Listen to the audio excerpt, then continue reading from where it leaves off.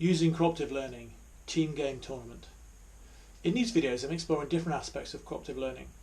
Previously I've explored the model, team building, structured, the 5 accepted critical elements of cooperative learning in physical education, and ideas for using cooperative learning for the first time.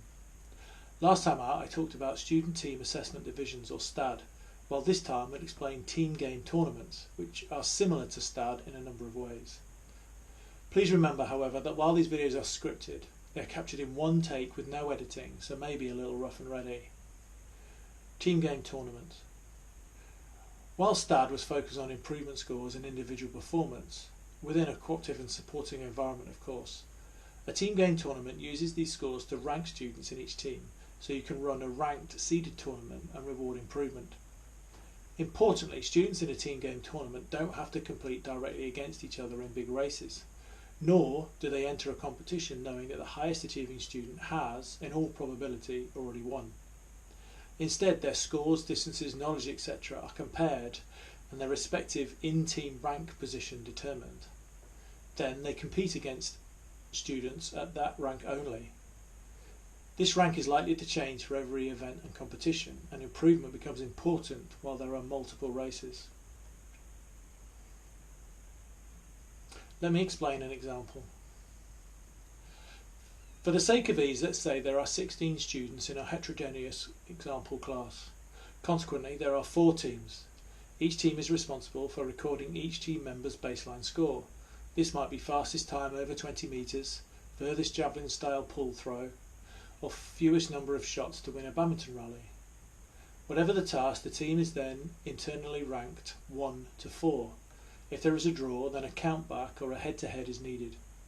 A key here is that the team does this in isolation to every other team, and the rank and not the time, distance or speed is important. With task 1 completed, task 2, the same rank competition is undertaken. Consequently, all the 1st, 2nd, 3rd and 4th ranked students in our 4 teams compete against all the 1st, 2nd, 3rd and 4th ranked students in all the other teams. So, all the 1s compete, all the 2s, etc. Scores in these events are recorded and positions allocated. However, these scores don't count towards the final result except as a baseline. Once the baseline is set, teams engage in practice. The aim is that all the teams try to improve each individual score. As a teacher, you might provide worksheets or demonstrations, or, having pre-prepared the students to the task, ask them to bring their own coaching plans and let them lead the sessions. With the practice session task 3 completed, the same rank competition is rerun and points are awarded for improvement as well as overall position. In this way, each student has multiple ways of contributing to the group.